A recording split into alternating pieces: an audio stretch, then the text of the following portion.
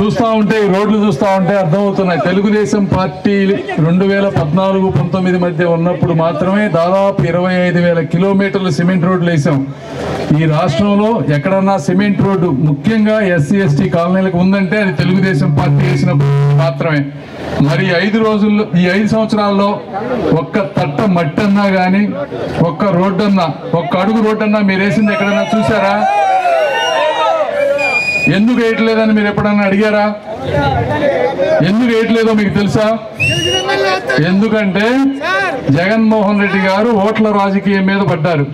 Road వేస్తే వ్యక్తిగతంగా ఏ వ్యక్తికి ప్రయోజనం ఉండదు, అదే 2,000-3,000 రూపాయలు వేస్తే అది జగన్మోహన్ రెడ్డి గారు ఇచ్చినట్టు ఉంటుంది అని ఒకే ఒక ఉద్దేశంతో ఆయన ఈ రాజకీయం చేస్తా ఉన్నారు. కాబట్టి మీరు అందరూ అర్థం చేసుకోవాలి, రోడ్లు అనేవి మౌలిక సదుపాయాలు. త్రాగునీరు, మంచినీరు అనేది మౌలిక సదుపాయం, ప్రతి ఒక్కరికి కావాల్సిన కనీసం అయింది ఇది. ఇలాంటివి ఏమీ కాకుండా ఆయన రాజకీయం మార్చేశారు పూర్తిగా. కాబట్టి మీరు అర్థం చేసుకోండి తెలుగుదేశం పార్టీకి జగన్మోహన్ రెడ్డి గారికి ఉన్నటువంటి తేడా ఏ విధంగా అనేది. మరి సంక్షేమ కార్యక్రమాలు కూడా మీరు చూస్తూ ఉంటే ఏ ప్రభుత్వం అయినా వాళ్ళ జేబుల్లో నుంచి డబ్బులు ఇవ్వదు. మన డబ్బులు మనకే పంచి ఆయన పేరో లేకపోతే తండ్రి గారి పేరో ఇంకోళ్ళ పేరు పెట్టుకుంటున్నారు తప్పించి ఆయన జేబుల్లో నుంచి ఒక్క రూపాయి కూడా ఇవ్వట్లేదు. వేరే వాళ్ళకి పన్నుల రూపంలో పెంచి, మద్యం ధరలు 3 రెట్లు పెంచి ఆ డబ్బు తీసుకొని పంచుతున్నారు. చుట్టుపక్కల ఎక్కడ చూసినా రాజధాని లేదు, అభివృద్ధి లేదు, అప్పులమయం. ఈ సంక్షేమ పథకాలు కూడా ఎక్కువ రోజులు ఆయన ఇవ్వలేరు, ఎందుకంటే ఆదాయం రాకపోతే ఎన్ని రోజులు అప్పులు తీసుకుంటాం? మీరే ఆలోచించండి. మీరు మీ ఇంట్లో వాళ్ళ పక్క వాళ్ళ బంధువులను అడుగుతారు అప్పు, మీ పక్క వీధిలో వాళ్ళని అడుగుతారు, ఊళ్ళో వాళ్ళని అడుగుతారు. ఆ తర్వాత అప్పిచ్చేవాడు ఎవడుంటాడు? మనకు పక్క వాళ్ళు ఇవ్వరు కదా. రాష్ట్రం పరిస్థితి కూడా అదే ఉంది.